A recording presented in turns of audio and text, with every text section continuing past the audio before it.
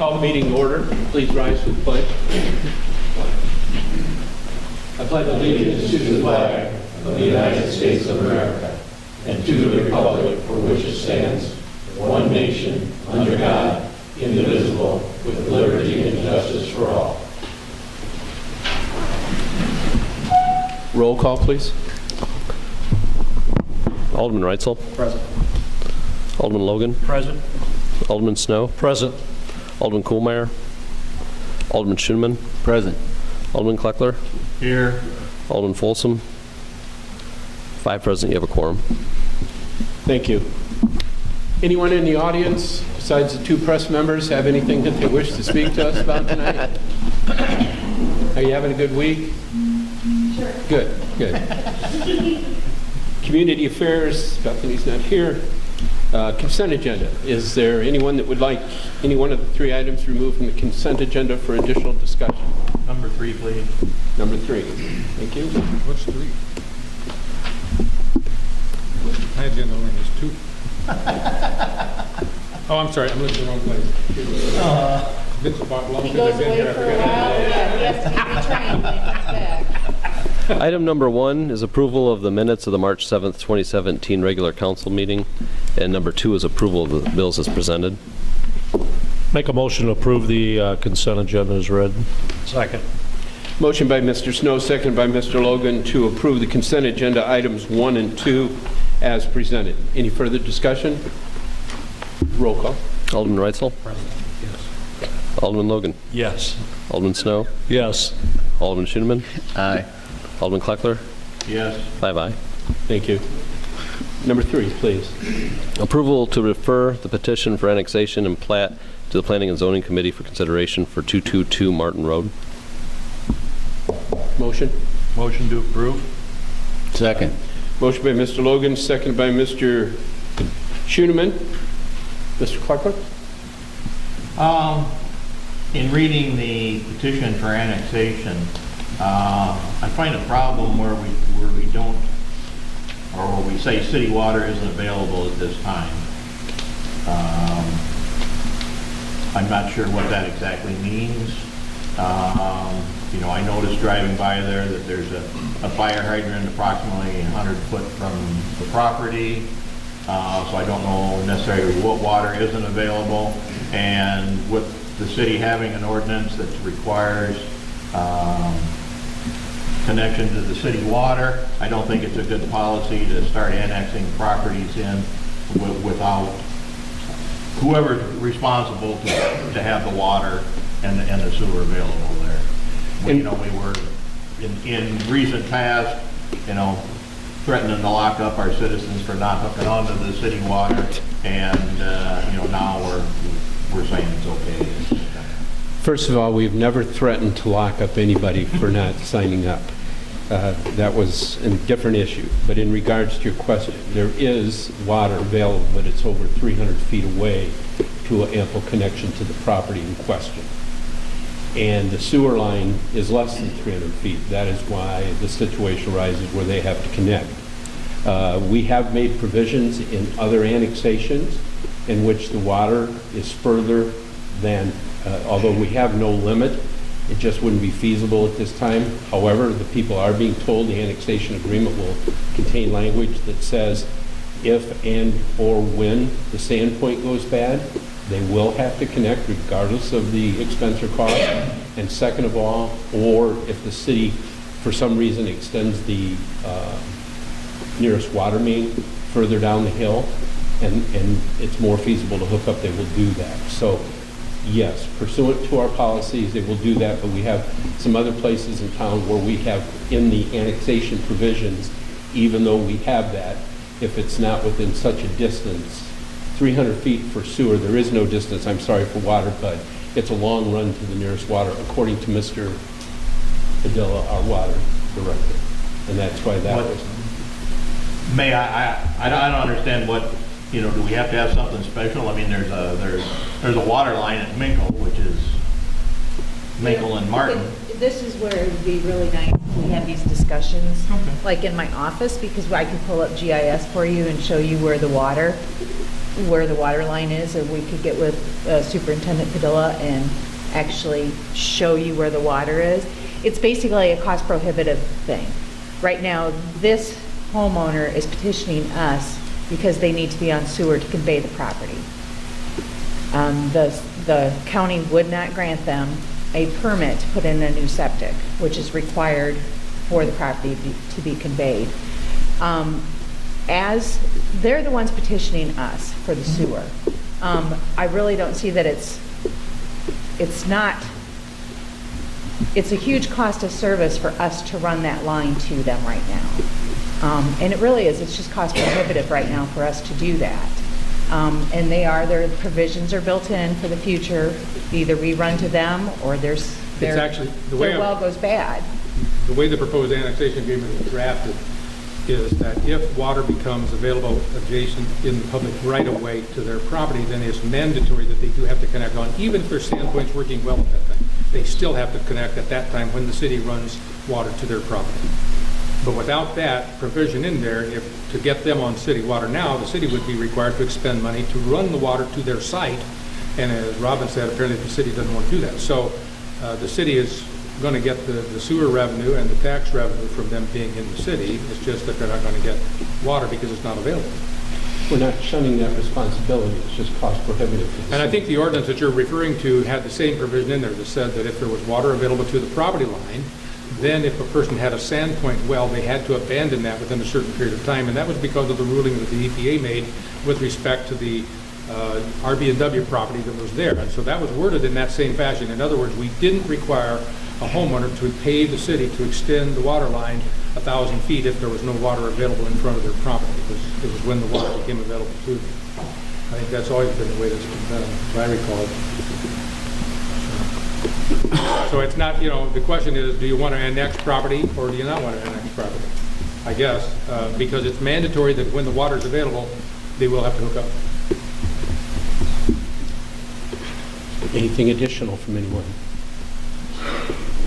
Motion is on the table for Mr. Logan and seconded by Mr. Schoeneman. Hearing no more, roll call, please. Alderman Reitzel? Yes. Alderman Logan? Yes.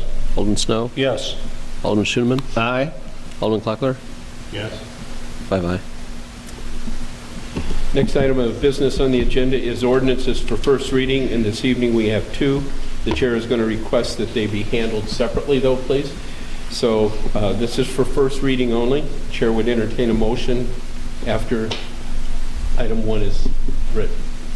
Please. Approval of ordinance 2017-2301, authorizing and providing for the issue of not to exceed $5,050,000 general obligation bonds, alternate revenue source of the city for the purpose of paying the costs of designing, constructing, and operating a broadband internet system for the city and related expenses.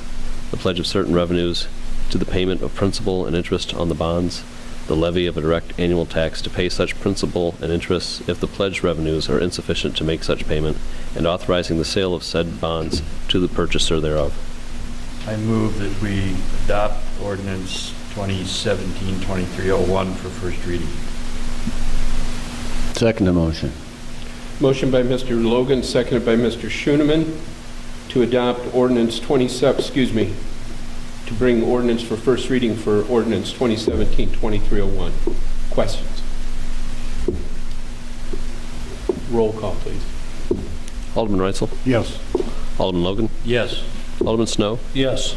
Alderman Schoeneman? Aye. Alderman Kleckler? No. 4 aye.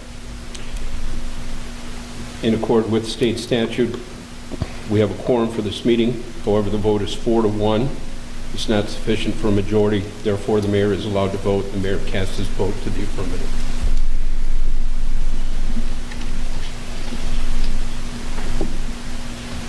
Number 2, please.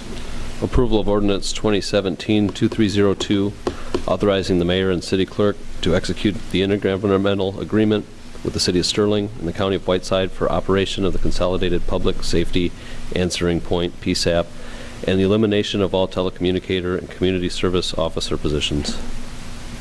Make a motion to approve 2017-2302 for first reading. Second the motion. Motion by Mr. Snow, second by Mr. Schuman for first reading only approval, excuse me, of ordinance 2017-2302. And I would defer to City Administrator at this time for information. All right, if you remember, about a month ago, we brought a draft to you all of the intergovernmental agreement. We've made some changes since then. You have the final in front of you. I'd like to go through this and make you aware of the changes that have been done to the agreement. We'll start on in section 3. The members of the Oversight Committee have been changed. We have added the wording in there for both the Sterling and Rock Falls positions, a city official or employee appointed by the mayor. That's from each city. The Field Services Lieutenant of Whiteside County, that is of the Sheriff's Department. The Director of Pre-Hospital Services was taken out, and now it's been put back in. We have the Chief of the Twin City Fire Command, the Sheriff of Whiteside County, and then a county official or employee appointed by the chairman of the Whiteside County Board. And members of the committee may send a proxy from their organization if they are unable to attend. 3A, we have basically deleted that entire paragraph and replaced it with the sentence, "The Oversight Commission shall hold an election of officers biannually." So that is not set up as to, there's no, before we had it in, we would take turns between the different chiefs of who would be chairman. Then in 3B, language has been added about the dispatch director and how the director will be hired and who's responsible for oversight. It's the Oversight Committee that's responsible for the dispatch director. That language has all been replaced. In section 5, powers and duties, number 8 was added, 8 and 9. There will be a lease agreement that will be presented Robin, I'm sorry. Those weren't in the packet. Did the alderman? They have the final. Oh, you do have them. Okay. They have the final. I wanted them to see they needed to see the final for approval. Where was I? Number 8, the prior approval of capital improvements to be made at the PSAP facility in Sterling City Hall. The county is going to be presenting a lease agreement with the city of Sterling to lease the dispatch center from them. That is, we are still being told by the city manager that that is at no cost. What we will be doing is, for instance, there is a air conditioning unit that was put in that just takes care of the dispatch center there. And so in the lease agreement, there may be terms in there that say if there's a capital purchase like the air conditioner, that we may end up splitting the cost of that. We haven't seen the lease agreement yet. I'm hoping to have that for you by the time we do second reading and adoption. Then number 9 was added, selection and termination of the dispatch directors provided within section 3, which is another power and duty of the advisory committee. Robin, just real quick, you said, just me, you said the county's gonna lease the space for nothing. Mm-hmm. So there'll be a lease, but it'll be for $0. That's what. Or $1. Right. That's what we're being Okay, told. all right. The only thing that they were I looking generally at. put a dollar figure with the lease, so it's kind of strange to have no. Right, I think they're looking at is in the future, let's say the carpeting has to be changed. Sterling doesn't want to put out the capital money to pay entirely for the carpet I for don't the think center. they should either. Right, so they're looking at that kind of things in the lease agreement, not Okay. a month-to-month rent, but basically capital improvements. Section 9, there was language added in there stating that the employees will be hired in, that the current dispatchers from CGH and Sterling will be hired into the county as county employees laterally. They have agreed to let us send 400 hours of sick time if the employee has that much built up. We will be writing out a check to the county to pay them for carrying over that sick time. There was talk at one time that we would have to do an actuary, so we would be paying at future costs. This is going to be at their current wage that they'll be going into as a county employee. So I was pleased with that we're not going to have an actuary to determine what that amount would be. That is the extent of the changes in that, and then we need to go to the exhibits. Exhibit A, and you have those are separate laying on your desk. There are 5 pages separate. These are the exhibits. And I will tell you, I don't have a breakdown of the actual operating cost, a line item cost for this. I'm hoping to have that to you for when we do second reading and adoption. The gross operating cost calculation is $1,214,600. And as I said, we don't have the breakdown of exactly what that is. I'm assuming right now that is just the wages and benefits for dispatchers, but I can't even tell you how many dispatchers that's for right now. The share that this will be broke down until we review this in 6 months and have actual call numbers to go off of is Sterling will be paying 40%, Rock Falls at 30%, and Whiteside County at 30%.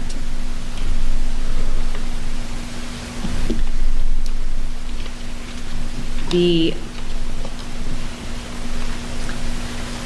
Exhibit B is simply the equipment that will be transferred. And that's just the equipment from the city of Rock Falls. And 911 did pay for that equipment, it's my understanding, and that's why it will be going over to the dispatch center. Exhibit B, or excuse me, Exhibit D is the equipment that Sterling will be transferring over to the county's dispatch. And that's what I have right now. What I'm hoping we should have Exhibit E. I know the county was in meetings this week with the union trying to get their contract settled with the new employees that are coming in. So some of those figures we don't have those yet, and I will do my best. I will say that although we do not think that this is what we would call a perfect agreement, there are some significant things that we have opinions about.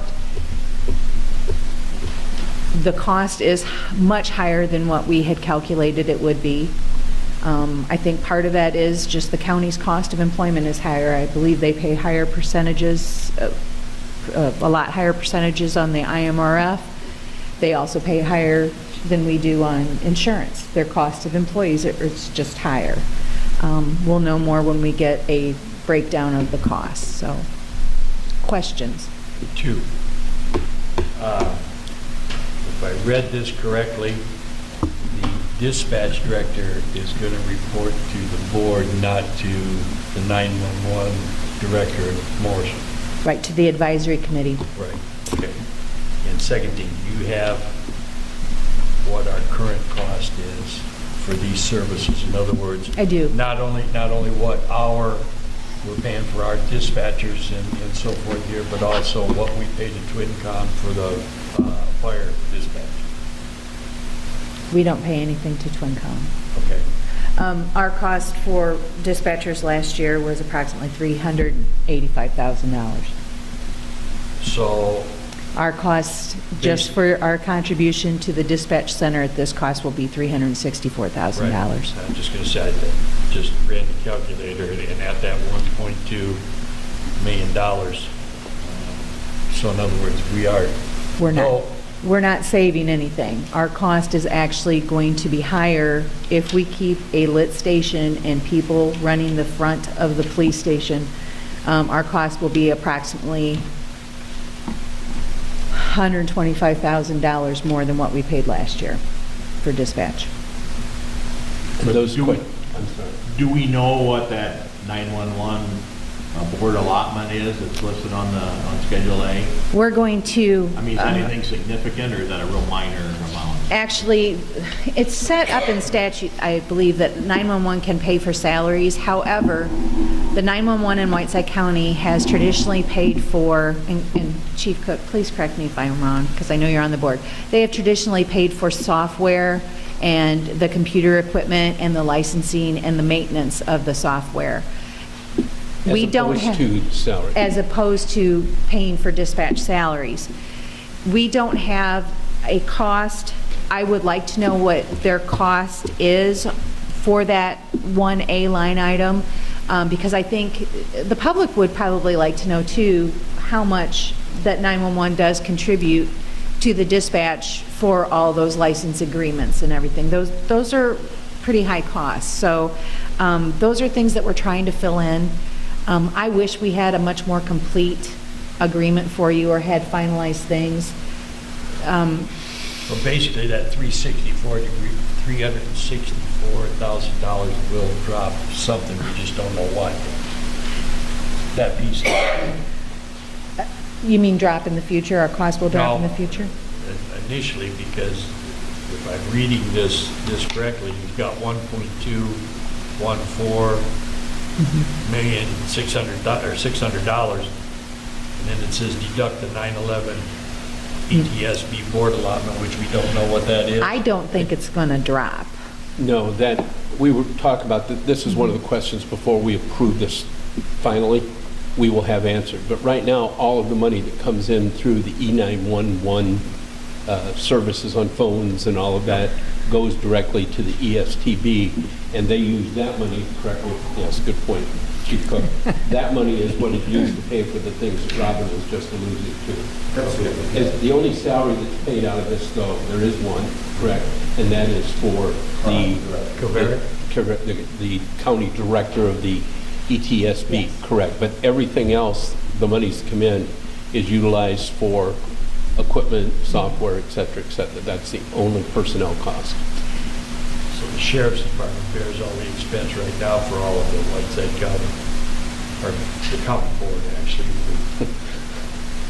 For the other, Whiteside County dispatchers, what's yeah, down for? other than equipment and software, Right, et cetera, correct. Okay. Yeah. There is an issue, and probably a good point as any to bring it up. Something that we will be pursuing that probably will not happen before we approve this, but since the E911 board, things were back in 1999, I think, all the rural departments, none of them pay anything, fire or ambulance, into the county for dispatch services.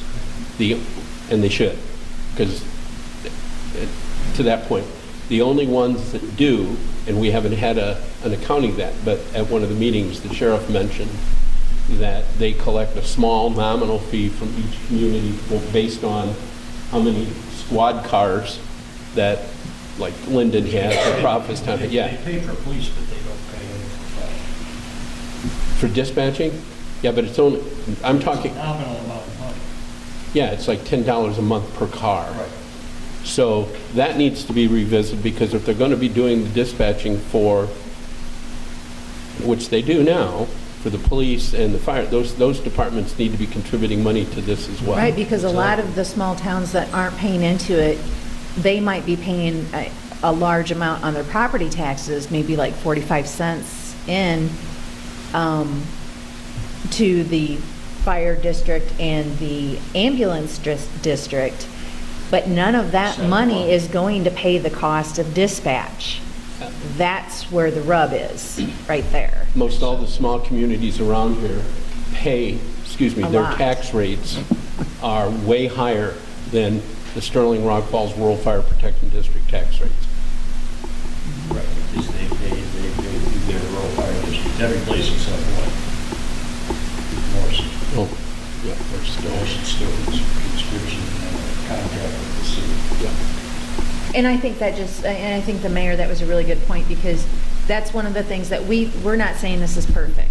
We're saying this is what we're willing to live with to get the initial agreement through. But there are provisions, and believe me, we will push for these additional things to be looked into. I think one of the things that we'll find is after this is up and running for a while, the actual breakdown of the call volume and how that will be shifting versus the way it is now, that will change that 40, 30, 30. How much, can't tell you that, but because that's what that's based on, is the call volume in the respective districts. And that will be revisited like in 6 months then Yes. to Yes. get Yeah. more accurate? And will be done every 6 months thereafter is what we were, basically, that's what we're And working towards. really, I believe that our calculations will end up around 27%, I believe. And then eventually, too, we'll be breaking that out. Right now, the police budget bears all of the dispatch costs. And that's because TwinCom was dispatching for fire. Now that there's going to be one, you guys in the future, after this year, will see that we'll be breaking that up between the percentage of fire calls and the percentage of police calls, if nothing more for our internal, for us to internally know how many fire calls are getting dispatched and how many police calls are getting dispatched. But right now, police is bearing the brunt of it on their budget. So we're going to change some things moving forward too, how we internally account for it. But it still is the one thing that you guys need to know going into this, and next Tuesday and Wednesday, we have our budget meetings. This consolidation that was state mandated is going to cost the city of Rock Falls approximately $125,000 more as it stands right now. The mayor and I are going to be working with the police department this week and seeing what we can do to try to cut down costs, and we'll hopefully be able to present that to them to you guys next week, so. One question in Please. and I guess we call it the ordinance here. We talk about the,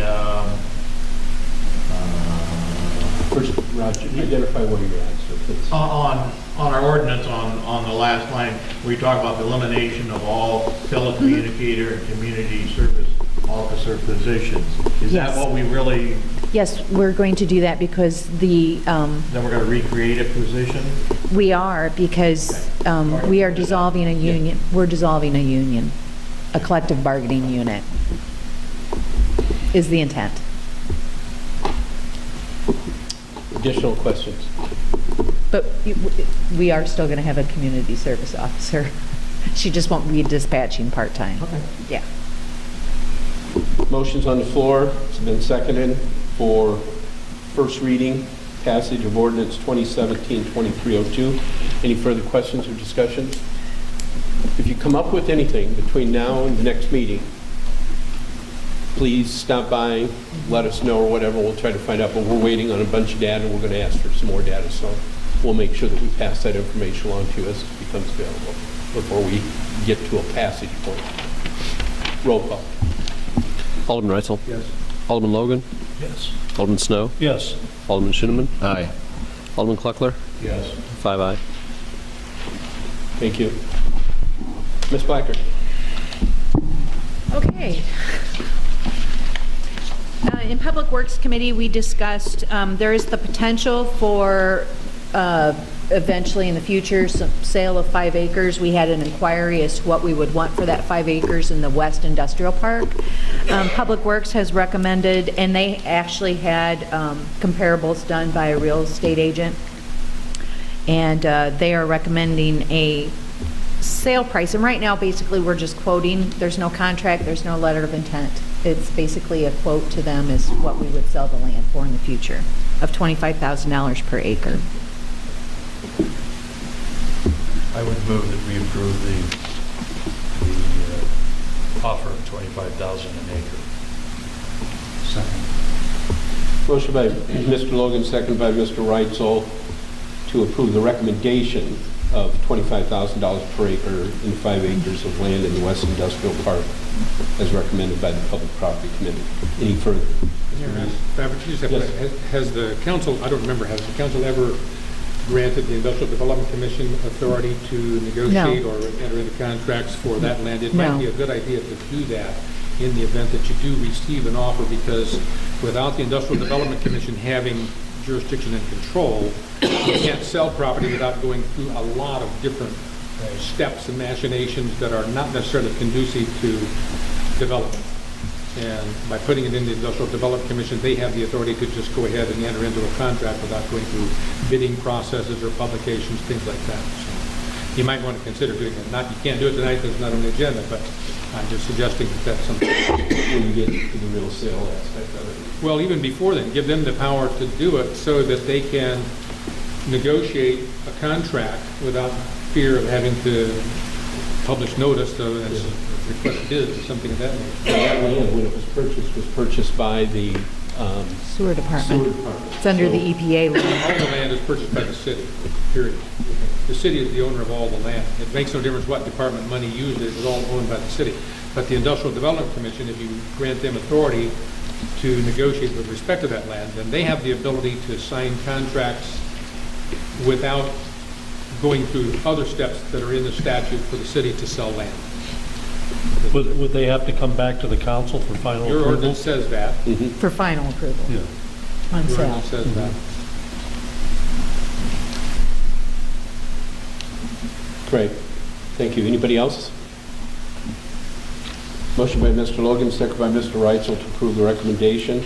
We'll take into consideration, obviously, our city attorney's roll call. Alderman Reitzel? Yes. Alderman Logan? Yes. Alderman Snow? Yes. Alderman Schoeneman? Aye. Alderman Kleckler? Yes. 5 aye. I'd like to seek approval of the professional services agreement with Stanley Consultants for screw pump litigation assistance at a cost not to exceed $13,000. Make a motion to approve. Second the motion. Motion by Mr. Snow, second by Mr. Schoeneman for the approval of professional service agreement with Stanley Consultants for screw pump litigation assistance at a cost not to exceed $13,000. Questions? Roll call. Alderman Reitzel? Yes. Alderman Logan? Yes. Alderman Snow? Yes. Alderman Schoeneman? Aye. Alderman Kleckler? Yes.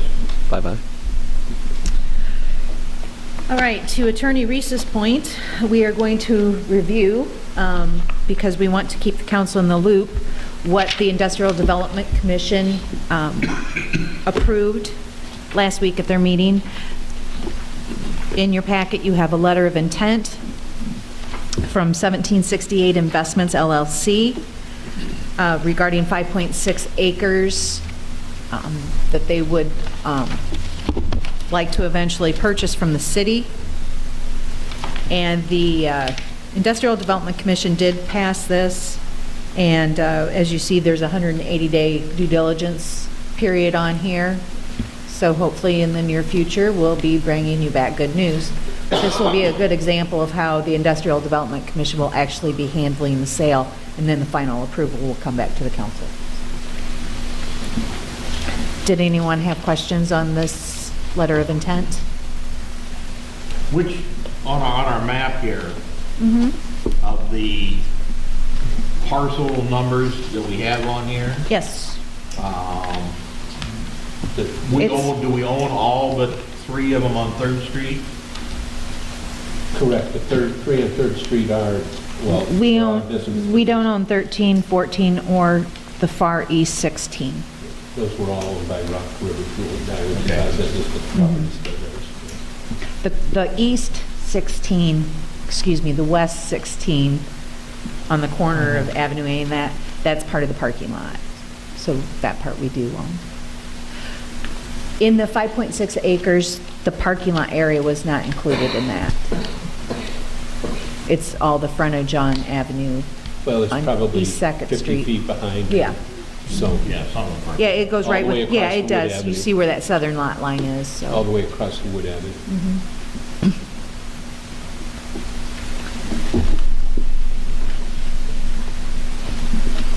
Any Anything All else right. on that one? Rob? If, Oh, Just point out, this is not a binding contract, not a binding contract to sell.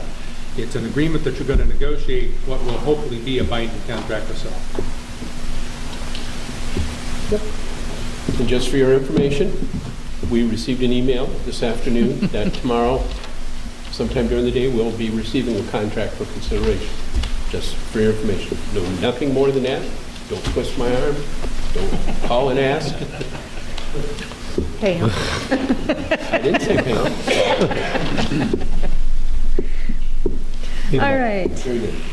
Okay, number 4 here. No, it's, You don't have to, you don't, see, I it's the just- Industrial Development I Commission that approves these, they just, it's not the final sales, I don't think you have to act. Really isn't I did. anything to vote Yeah. on, They Yeah. just because we approved this really part. don't know anything more than somebody says they right, want that's to why I do had something. review in here. I just want to keep everybody in the loop because I think we're much better off. I don't want to bring it back 5 months from now and you guys go, how long's this been going on? So, anyway. 5 months. All right, number 4 is the approval of letter of engagement with Standard & Poor's for a public S&P Global Ratings credit rating for $1,905,000, City of Rock Falls, Whiteside County, Illinois, general obligation bonds series. Make a motion to approve the letter of engagement. Second. Motion's by Mr. Schoeneman, seconded by Mr. Logan to approve the letter of engagement with Standard & Poor's for global ratings at a cost of $10,800. Questions? Roll call. Alderman Reitzel? Yes. Alderman Logan? Yes. Alderman Snow? Yes. Alderman Schoeneman? Aye. Alderman Kleckler? Yes. 5 aye. That's all, Your Honor. Thank you. Mr. Ardini. I just have one item. The city had received a thank you letter from the family of Joe Padilla for the memorial. That's all I have tonight, Okay. really. Yes, Robin. I'm sorry. No, that's I want to remind all the aldermen that budget presentation is next Tuesday and Wednesday at 5 o'clock here. As you recall, I only do the summary presentation at council meeting. And that next week, we'll be doing it line item by line item of every single budget. It sounds like a threat. Tuesday night is enterprise zone, Wednesday, or enterprise funds, Wednesday night will be general fund, 5 o'clock. That is a threat. Pardon me? And It that is a threat. Sorry, Mayor. Is that all you had here? That's all I have. Thank you. Mr. Reese, welcome back. Thank you. Anything from you? No, I didn't bring anything with me tonight, Your Honor. Okay. Mr. Frickenstein? Since we've twisted your arm and forced you to go up there? Well, actually, I got 2 items to speak about anyway, Mayor. Okay. I did talk with the contractor for the riverfront. They are hoping to get started back up the first week in April, weather permitting. So, see what happens with the cold and the rain, I guess. The other item I wanted to update you on, last Friday we had a meeting with the Corps of Engineers up at the Upper Dam to discuss possibility of getting some stream bank protection on the riverfront immediately downstream from the dam. They have a program for doing that. This is a little outside the norm of what they normally do. It's a little bit more complicated than what they would normally see. Usually their program is for armoring levees, that kind of thing. So they're going to take a look at it. They're going to, I think in the next couple of weeks, email me a timeline on how long it's going to take for them to do their feasibility study and issue a report. But if I remember correctly, Mary, I think they said towards the end of their fiscal year, which would be the end of August, beginning of September. So, Correct, and there's no charge to us, and it would not, if we'd be lucky enough to get the grant, this study part they do, it does not come out of any of the grant monies, so. right, if it ever gets to construction, then there is a local component. I think the breakdown was 65-35, but we are quite a ways away from that yet. So hopefully they'll be back to me here in the next week or so. I'll have something possibly for the next Public Works Committee meeting and I can report more at that time on it. Questions? Thank you, Brian. Mr. Cox? Mr. Simon? Chief Nelson?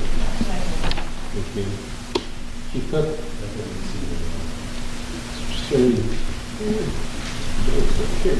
Mr. Spanka? Diane? They're down in Springfield. Mr. Wrightson? Mr. Logan? Mr. Snell? Just a reminder of the consolidated elections coming up on April 4th. Get out and vote. Mr. Shinner? Two things. In Janelle's absence, I've shown everybody this, but I just want everybody to look at this. This is really an outstanding ad. She and Robin put it together, and the sign itself, I think it's striking. I think it's something that we ought to consider using for our city logo. Just thinking. I think it's outstanding. That's what always scares me, Jim. I think it's outstanding, and I think they did a good job on it. And there's several articles in this Northwest Illinois magazine about Whiteside County and Hennepin Canal. They do contain quite a few pictures of our city in there. Yeah. And long live Chuck Berry. That's all I have, Your Honor. Okay. Alderman Butler. I have nothing to know. Thank you. Mr. Folsom's not here. Mayor's report, I'll try to make this brief since you all did. Had the opportunity this afternoon to attend a meeting out at Sauk Valley Community College from about noon till 2. Certainly I'm not going to go over all of the details, but this meeting was put together by the Whiteside County Economic Development Group, headed up by Mr. Gary Camarano. In Gary's short time here, I think he's done a lot of very outstanding things to try to bring business and development into Whiteside County. He's very diligent at his job. Today, we had the opportunity to hear from a gentleman who is the Consulate General for China, Mr. Hong Lei. He's in an office in the Chicago area, and the point of his coming out here was China continues to look to the U.S. businesses, specifically small to mid-range businesses, to produce products for them. They are now going out to also have investment opportunities. They're putting together a porthole that will release, I think they said in 3 months, that any U.S. business that has an interest in seeing what products they're looking to buy, what products they're looking for design, what businesses may be looking for some money, you'll be able to do that on this porthole. And Mr. Camarado is going to get that information out to all the businesses in Joe Davies, Carroll, and Whiteside County as well, our enterprise group friends. So it was very interesting to hear the gentleman talk and talk about all the opportunities. I think it was $500 billion of U.S. products were bought last year through China, and they estimate a 27% increase by 2018. The quality of products that are made here and shipped there versus what is being made there, which really wasn't a big secret to anybody, I guess. Just saying, but there was a lot of business. There was probably 40 people there maybe by the time it was all said and done. It was a very good discussion and a lot of networking too, and then they took a tour of a couple plants in the area. So, see anything to share with that? Dovetail in on what Robin said. Please put on your agendas 5 o'clock Tuesday next week, 5 o'clock Wednesday of next week for budget hearings. It's always an important issue, but this year it's going to have more significance and it's important. And Mr. Clerk, I would ask that you post those as potential meetings because of the council members that would be there, please. I think really that's probably all that I have. We continue to work on the sesquicentennial. I think we're within 30 days probably of getting the agenda together. We went down to Sublette this past weekend and manned a booth. Sublette, I don't know, I did not know Sublette for 30-some years has had a toy fair, and it was beyond, I could not believe the thousands and thousands and thousands of people that were there. The significance for this year was the feature of vehicles at the car show and truck show that goes on with this was International Harvester. So we reached out to a lot of those people about coming to Rock Falls for our parade and coming up here for some displays and stuff, and we got some good contacts, so we'll see how that turns out.